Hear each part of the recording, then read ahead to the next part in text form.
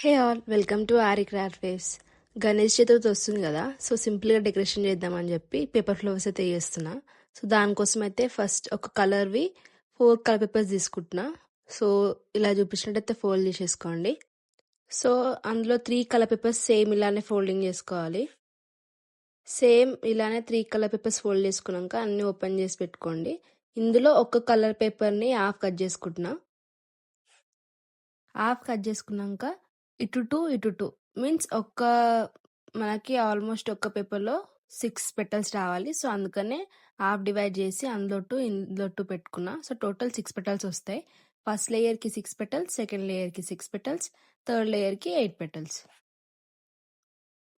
ఇంకొక colour paper తీసుకొని 4th colour paper ఇది. సో సేమ్ ఇలా చూపించినట్టు ఫోల్డింగ్ చేసుకోండి. మనకి 8 పెటల్స్ కావాలి.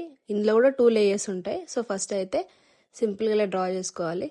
ఇదేమో ఫుల్ పెటల్ షేప్ డ్రా చేసుకుందాం. సో నెక్స్ట్ వచ్చేసి కొంచెం చిన్నగా, అండ్ థర్డ్ వన్ వచ్చేసి అది కూడా ఫుల్ పెటల్. సో ఇలా 3 డిఫరెంట్ సైజెస్లో మనకు 6 అండ్ 8 పెటల్స్ మొత్తం.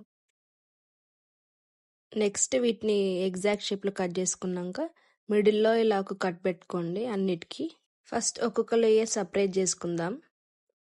ఫస్ట్ లేయర్కి 6 పెటల్స్ కదా, సో 6 పెటల్స్ తీసుకున్నాక ఒకటే సైడ్ గ్లూ పెట్టుకోండి.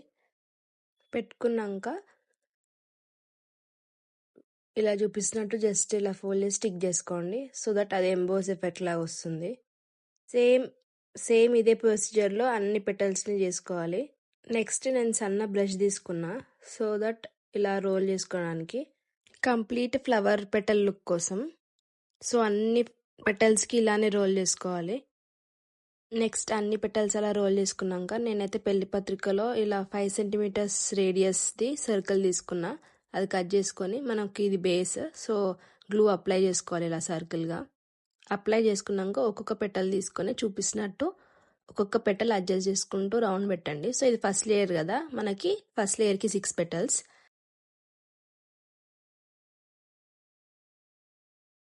నెక్స్ట్ మళ్ళీ గ్లూ అప్లై చేసుకొని సెకండ్ లేయర్ ఇది. సెకండ్ లేయర్ కూడా 6 తీసుకున్నాం, కానీ మనకు 5 పెటల్స్ సరిపోతుంది, ఒకటి మిగిలిపోతుంది.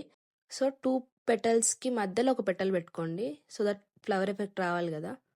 సో ఇలా 5 పెటల్స్ పెట్టేసుకున్నాక నెక్స్ట్ థర్డ్ లేయర్కి కూడా గ్లూ అప్లై చేసుకొని థర్డ్ లేయర్ కూడా చిన్నవి ఇవి కూడా 5 సరిపోతాయి.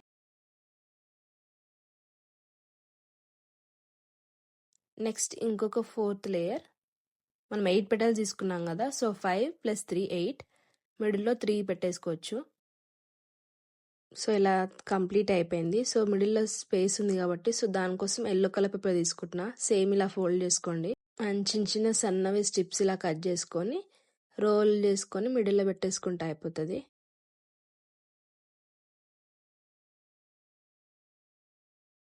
సో ఇలా 5 ఫ్లవర్స్ అయితే కంప్లీట్ చేసుకున్నా. నెక్స్ట్ ఇలా ఈ కార్నర్కి అయితే వినాయకుని పెడదాం అనుకుంటున్నా. మూలలు అస్సలు లేవు గోడకి, సో అందుకని ఈ 2 వాల్ హ్యాంగర్స్ తీసుకున్నా. క్యూట్గా ఉన్నాయి కదా. సో ఈ వాల్ హ్యాంగర్స్ అటు ఇటు సెట్ చేసుకుంటున్నా.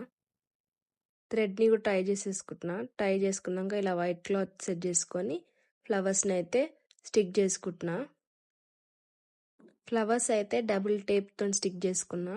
అండ్ నా దగ్గర పింక్ చున్నీ ఉండే 2, సో అటు ఇటు జస్ట్ హ్యాంగ్ చేసుకుంటున్నా, కొంచెం బార్డర్స్ కనబడకుండా ఉంటుంది అని చెప్పి. సో ఇలా సింపుల్గా అయితే డెకరేషన్ కంప్లీట్ చేసుకున్నా. ఎలా ఉందో కామెంట్ చేయండి. అండ్ ఇది కొంచెం సింపుల్గా ఉందని చెప్పి వేరే డిజైన్ కూడా ట్రై చేసిన. నా దగ్గర ఆల్రెడీ ఫ్లవర్స్ ఉండే, సో ఇలా ఫ్లవర్స్ తోటి మళ్ళీ ఇంకొక డెకరేషన్ ట్రై చేసిన. నాకు ఇది నచ్చింది, సింపుల్గా ఉంది కదా, నీట్ లుక్ తోటి. సో మీరు కూడా ఇలా బడ్జెట్ ఫ్రెండ్లీ డెకరేషన్ ట్రై చేద్దాం అనుకుంటే ఇంట్లో సింపుల్గా ఇలా చేసుకోవచ్చు ఫ్లవర్స్ తోటి. సో మీకు ఈ వీడియో నచ్చితే నా ఛానల్ సబ్స్క్రైబ్ చేసుకోండి అండ్ లైక్ చేయడం మాత్రం మర్చిపోకండి. అందరికీ వినాయక చవితి శుభాకాంక్షలు. నెక్స్ట్ వీడియోలో కలుద్దాం. Bye bye.